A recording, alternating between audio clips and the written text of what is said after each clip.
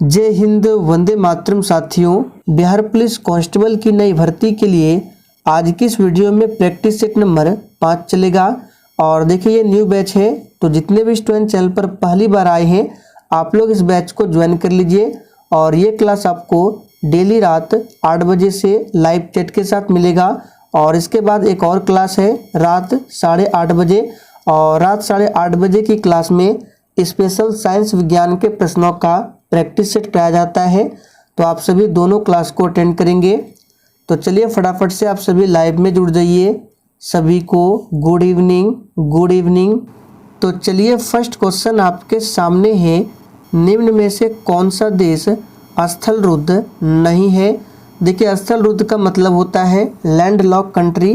तो आपको बताना है इन चारों ऑप्शन में से कौन सा देश लैंड लॉक कंट्री नहीं है। चलिए फटाफट से आंसर बताएंगे। और देखिए प्रत्येक स्टूडेंट को आंसर करना है, तभी आपका प्रॉपर तरीके से रिवीजन होगा।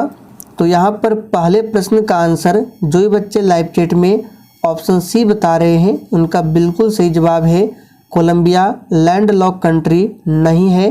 बोलिविया और पैराग्वे की बात करें तो ये दक्षिण अमेरिका के दो देश है जो कि लैंड लॉक कंट्री है। अगर आपसे पूछा जाए सबसे बड़ा लैंड लॉक कंट्री कौन सा है तो याद रखिएगा कजाकिस्तान। यहाँ पे लिख देते हैं कजाकिस्तान, ये सबसे बड़ा लैंड लॉक कंट्री है। आगे देखिए विश्व का सबसे ऊंचा जलप्रपात कौन सा है।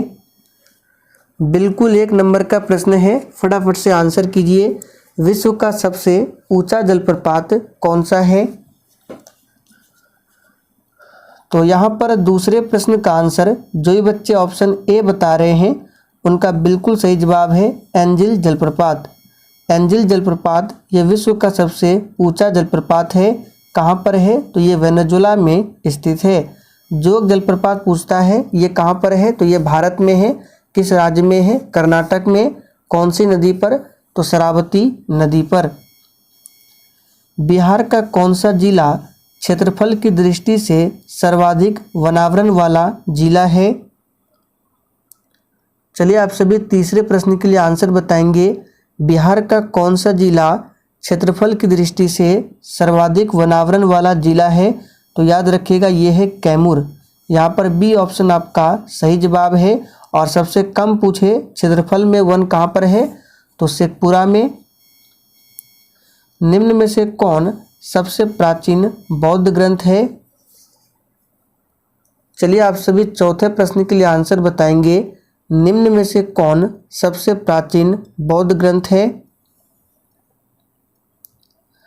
तो सबसे प्राचीन की बात करें तो त्रिपिटक ये सबसे प्राचीन बौद्ध ग्रंथ है।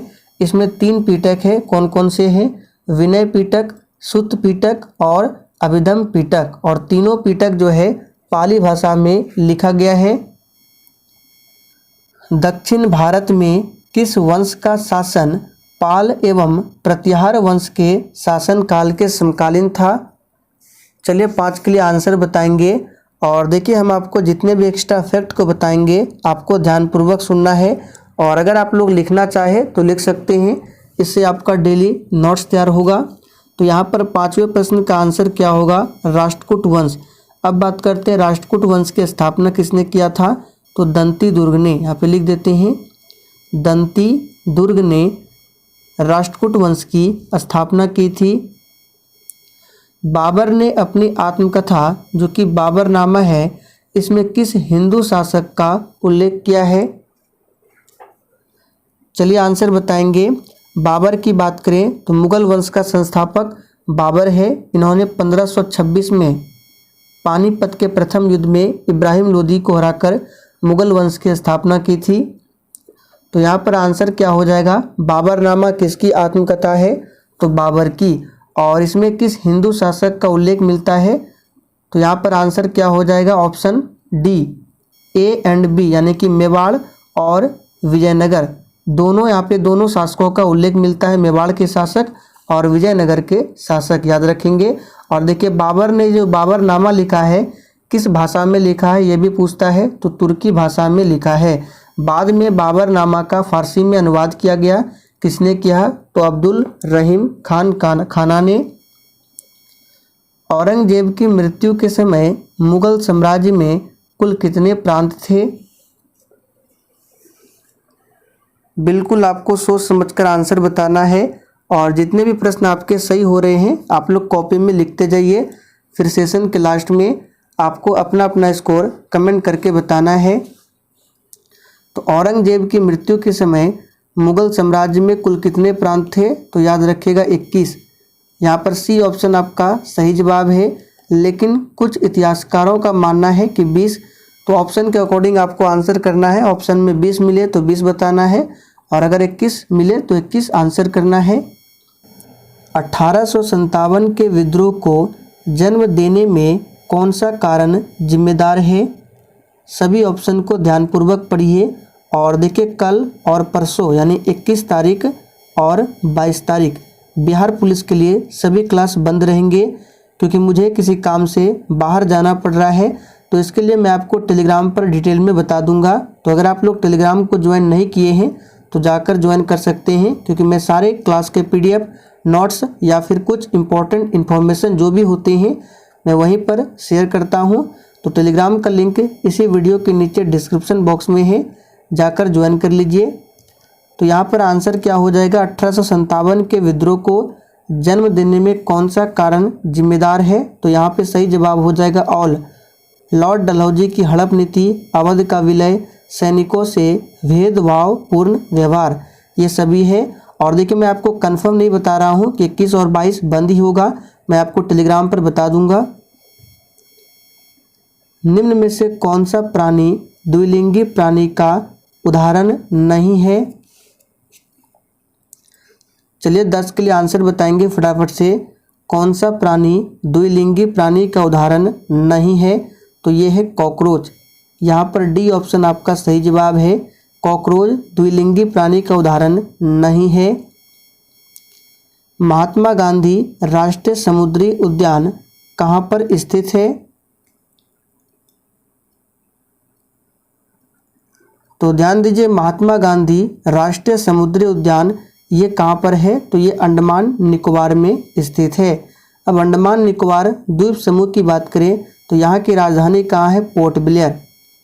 पोर्ट ब्लेयर अंडमान निकोबार द्वीप समूह की राजधानी है और ये साउथ अंडमान में स्थित है। निम्नलिखित में से कौन पॉलीसेकेराइड नहीं है? बिल्कुल टॉप लेवल का प्रश्न है, फटाफट से आंसर कीजिए। कुछ इसी तरह के प्रश्न इस बार बिहार पुलिस में पूछे जाएंगे साइंस में।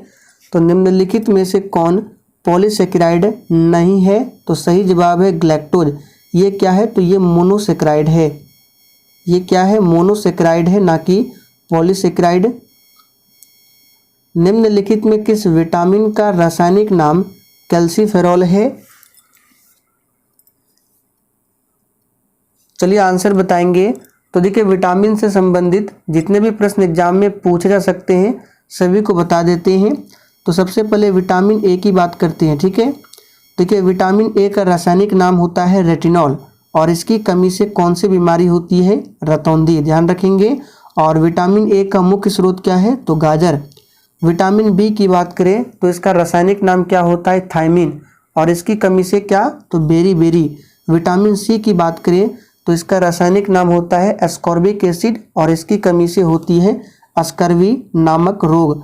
विटामिन डी की बात करें तो विटामिन डी का रासायनिक नाम होता है कैल्सीफेरॉल। तो यहाँ पे देखिए कैल्सीफेरॉल है, तो आंसर क्या हो जाएगा? विटामिन डी, यहाँ पे डी होगा। तो विटामिन डी का रासायनिक नाम कैल्सीफेरॉल और इसकी कमी से होती है रिकेट्स। अब देखिए विटामिन ई की बात करें, इसका रासायनिक नाम होता है टोकोफेरॉल। विटामिन के का रासायनिक नाम पूछा जाता है, इसका होता है फिलोक्विनोन। और एक विटामिन है B12।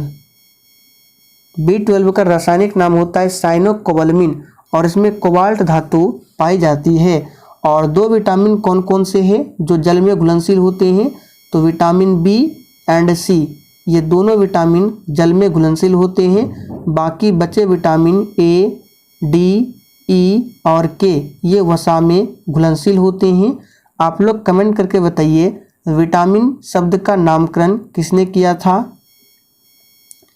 इनमें से कौन संक्रामक रोग नहीं है?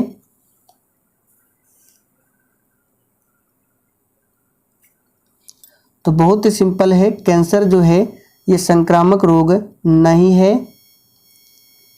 चुंबकीय क्षेत्र की तीव्रता की इकाई क्या है? अब देखिए, एक पूछा जाता है चुंबकीय क्षेत्र और एक होता है चुंबकीय फ्लक्स, दोनों अलग है। चुंबकीय क्षेत्र पूछे तो इसका आंसर हो जाएगा टेस्ला, और चुंबकीय फ्लक्स पूछे तो हो जाएगा वेबर। फिर से रिपीट कर देते हैं, चुंबकीय क्षेत्र की तीव्रता की इकाई क्या है? टेस्ला, और चुंबकीय फ्लक्स पूछे तो वेबर। ल्यूमेन किसका है? तो ये जो ल्यूमेन है ये ज्योति फ्लक्स का है, और कैंडेला ये ज्योति तीव्रता का है। निम्नलिखित में से कौन सुमेलित नहीं है? और जिसने अभी तक सेशन को लाइक नहीं किया है, फटाफट से आप सभी सेशन को लाइक कीजिए।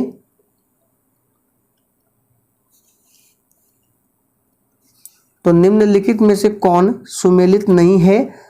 तो देखिए यहाँ पे ऑप्शन ए की बात करें, मैग्नीशियम। मैग्नीशियम आतिशबाजी में मैग्नीशियम होता है, बिल्कुल सही है। परमाणु बम की बात करें तो इसमें यूरेनियम होता है, ये भी सही है। इलेक्ट्रिक बल्ब में क्लोरीन नहीं होता है। इलेक्ट्रिक बल्ब में क्या होता है? तो इसमें आर्गन और H2 का मिश्रण होता है, आर्गन होता है, H2 होता है, यहाँ पे क्लोरीन नहीं होता है। तो ऑप्शन सी जो है ये सुमेलित नहीं है, ध्यान रखेंगे, क्योंकि इलेक्ट्रिक बल्ब में आर्गन हाइड्रोजन का इस्तेमाल किया जाता है, ना कि क्लोरीन का। बाकी गैल्वेनीकरण में जिंक का प्रयोग होता है, यह भी सही है। निम्नलिखित में से कौन सी वह भौतिक घटना है जिसके आधार पर एक सरल परिदर्शी यानी पेरिस्कोप कार्य करता है? यानी कि आपको बताना है पेरिस्कोप जो होता है ये किस पर कार्य करता है? प्रकाश के परावर्तन पर, अपवर्तन पर, या फिर सी प्रकीर्णन पर, या फिर डी प्रकाश का पूर्ण आंतरिक परावर्तन पर। तो देखिए, पेरिस्कोप जो है ये कार्य करता है प्रकाश के परावर्तन पर। यहाँ पर सही जवाब है ए ऑप्शन। वायु शक्ति विंड पावर में ऊर्जा का कौन सा रूप विद्युत में परिवर्तित होता है?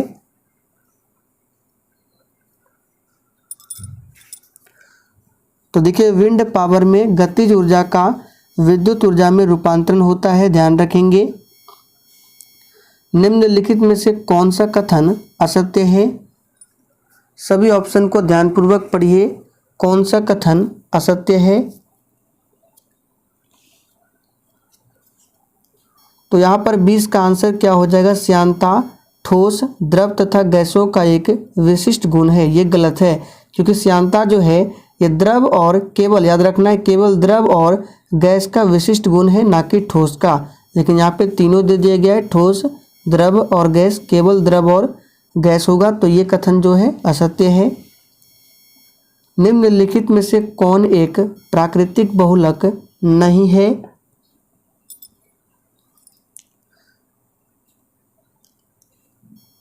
तो देखिए, ऊन, रेशम, चमड़ा ये सभी क्या है? प्राकृतिक बहुलक है, जबकि नायलॉन जो है ये प्राकृतिक बहुलक नहीं है। तो सी आंसर हमारा सही जवाब है।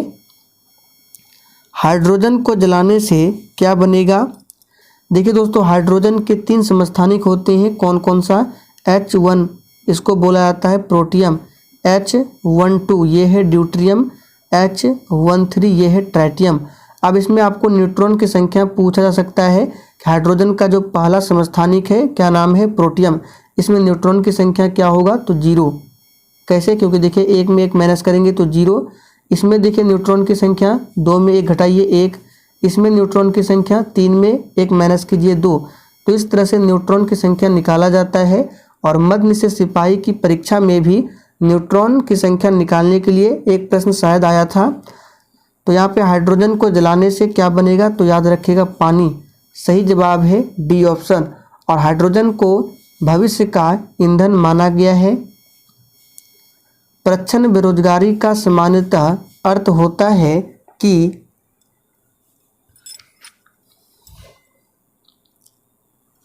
तो यहाँ पर आंसर क्या हो जाएगा? प्रच्छन्न बेरोजगारी का सामान्यतः अर्थ होता है कि श्रमिकों की सीमांत उत्पादकता 0 है। पूरा पाषाण काल में आदि मानव के मनोरंजन के साधन क्या थे? चलिए 24 के लिए आंसर कीजिए। पूरा पाषाण काल में आदि मानव के मनोरंजन के साधन क्या थे? तो याद रखिएगा शिकार। गांधी जी भारतीय राष्ट्रीय कांग्रेस के अध्यक्ष कितनी बार बने थे?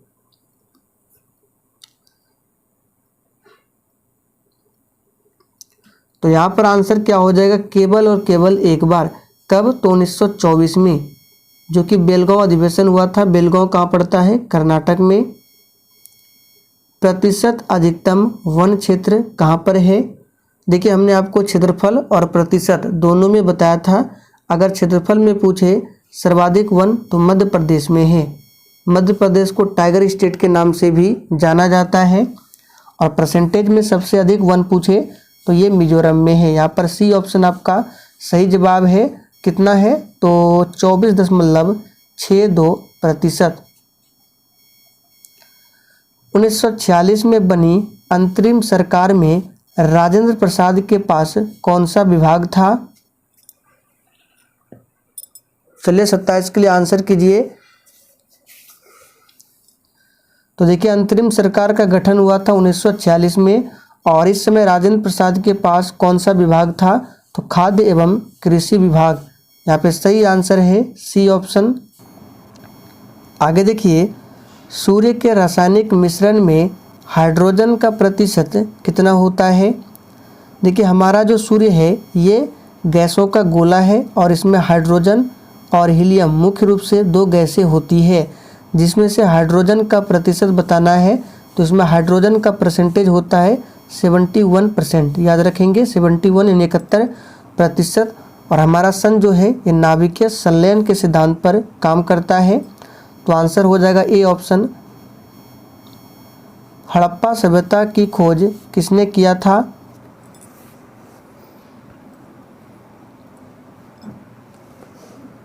बहुत ही सिंपल है। हड़प्पा सभ्यता की खोज 1921 में किया गया था। किसके द्वारा? दयाराम साहनी के द्वारा। और हड़प्पा जो है ये कहाँ पर है, यानी किस नदी के किनारे है? तो ये रावी नदी के किनारे बसा हुआ है। राखलदास बनर्जी ने 1922 में मोहनजोदड़ो का पता लगाया था। मोहनजोदड़ो वर्तमान में कहाँ पर है? तो पाकिस्तान के सिंध प्रांत में सिंधु नदी के किनारे बसा हुआ है, जिसका अर्थ होता है मृतकों का टीला।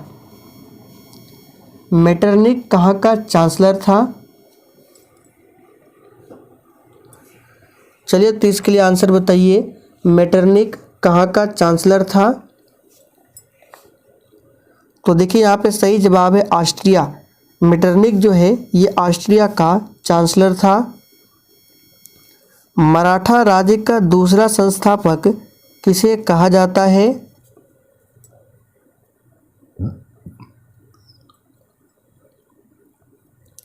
तो दोस्तों ध्यान दीजिए, मराठा राज्य का दूसरा संस्थापक किसे कहा जाता है? तो याद रखिएगा ऑप्शन बी, बालाजी विश्वनाथ को। जबकि मराठा राज्य का संस्थापक पूछे तो शिवाजी महाराज है।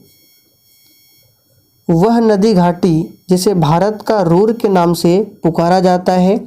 सबसे पहले देखिए रूर कहाँ पर स्थित है, ये आपको पता होना चाहिए। तो रूर जो है जर्मनी का एक पार्ट है, जो कि कोयले के खान के लिए बहुत ही फेमस है। और बताना है भारत का रूर किसे पुकारा जाता है, किसको? तो याद रखिएगा दामोदर।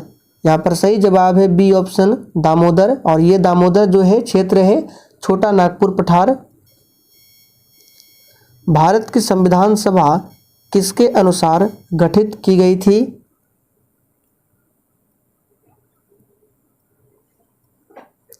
तो भारत की संविधान सभा जो है ये कैबिनेट मिशन योजना के तहत गठित किया गया था। कैबिनेट मिशन योजना की बात करें तो इसमें 3 सदस्य थे। कौन कौन? Pethick Lawrence, A B. अलेक्जेंडर और सर स्टेफर्ड क्रिप्स, जिसमें अध्यक्ष थे पैथिक लॉरेंस। ध्यान रखेंगे। माउंट बेटन योजना की बात करें तो इसी योजना के तहत भारत और पाकिस्तान का बंटवारा किया गया था। ध्यान रखेंगे। भारत का पूर्वी समुद्री तट किस नाम से जाना जाता है? पूर्वी समुद्री तट यानी कि ये वाला पूर्वी समुद्री तट और ये पश्चिमी समुद्री तट। तो पूर्वी समुद्री तट को कहा जाता है कोरोमंडल तट, जबकि पश्चिमी समुद्री तट को कहा जाता है क्या? मालाबार तट। दोनों को ध्यान रखेंगे, काफ़ी ज़्यादा इम्पोर्टेंट है।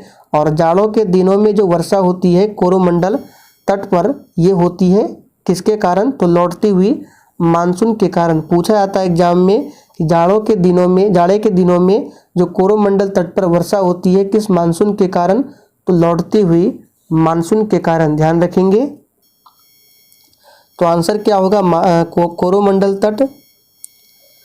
भारत में किसे बैंकों का बैंक कहा जाता है?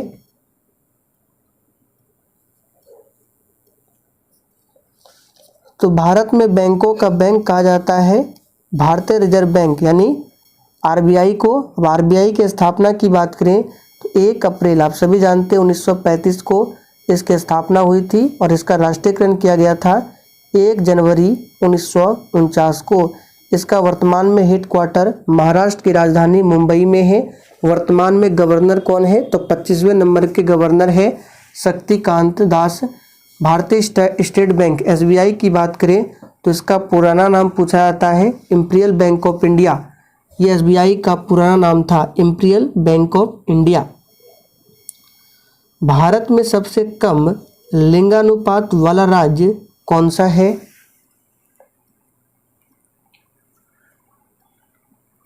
तो भारत में सबसे कम लिंगानुपात वाला राज्य कौन सा है? तो ये है हरियाणा। सही जवाब है बी ऑप्शन। और आपको याद होगा यहीं से हरियाणा के पानीपत से बेटी बचाओ बेटी पढ़ाओ का जो ये प्रारंभ हुआ था योजना, यहीं से। भारत में वैश्वीकरण की प्रक्रिया कब शुरू हुई थी? चलिए 37 के लिए आंसर बताएंगे। और देखिए अभी भी बहुत ऐसे स्टूडेंट हैं जिन्होंने अभी तक सेशन को लाइक नहीं किया है, तो फटाफट से लाइक कीजिए। तो वैश्वीकरण की प्रक्रिया भारत में कब शुरू हुई थी? 1991 में, याद रखेंगे।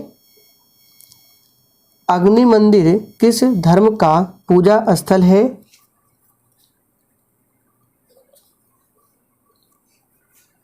तो याद रखिएगा पारसियों का। सही जवाब है बी ऑप्शन।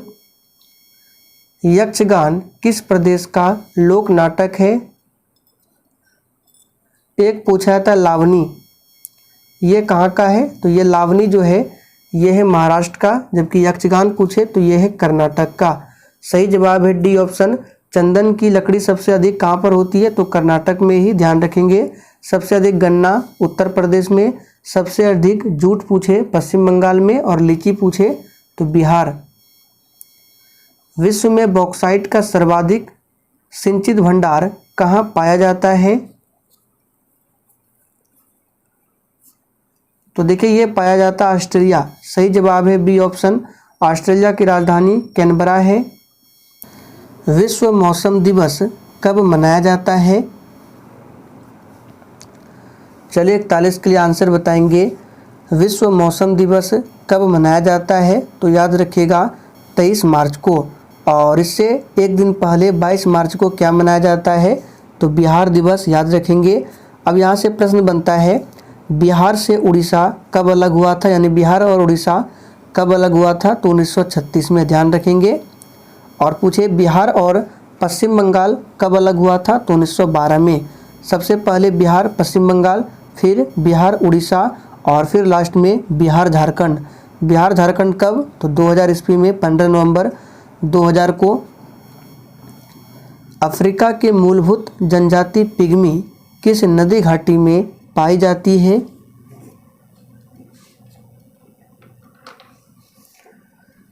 तो याद रखिएगा कांगो बेसिन, कांगो नदी बेसिन में। सही जवाब है डी ऑप्शन। राज्य के विधान परिषद के कितने सदस्य विधानसभा द्वारा चुने जाते हैं? चलिए आंसर बताएंगे। विधान परिषद की बात करें तो वर्तमान में अभी 6 राज्यों में विधान परिषद है। बिहार, उत्तर प्रदेश, कर्नाटक, महाराष्ट्र, तेलंगाना और आंध्र प्रदेश। तो यहाँ पे आंसर क्या होगा? 1/3 सदस्य। निम्नलिखित में से किसके अंतर्गत भारत में सर्वप्रथम सर्वोच्च न्यायालय की स्थापना हुई थी? सर्वप्रथम बताना है।